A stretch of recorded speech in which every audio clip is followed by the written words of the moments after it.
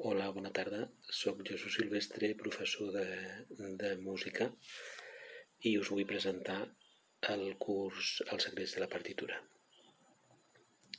Durant la meva experiència com a professor en escoles i en conservatoris,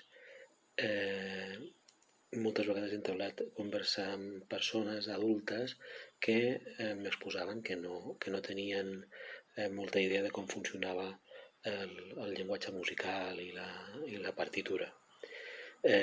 Moltes vegades em deien que d'alguna manera se sentien ja grans com per fer aquest aprenentatge, i d'alguna manera jo també el que vull és poder demostrar que no és així, que només calen ganes per fer aquestes coses, i que amb una mica de treball constant és fàcil aconseguir-lo.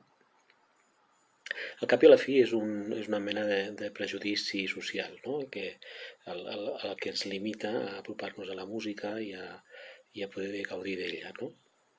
Si és el teu cas, m'agradaria que trenquéssim junts aquestes barreres, demostrant que no hi ha edat per practicar la música i que és un mite el fet de que els adults tenen més dificultats que els nens i els joves per aprendre.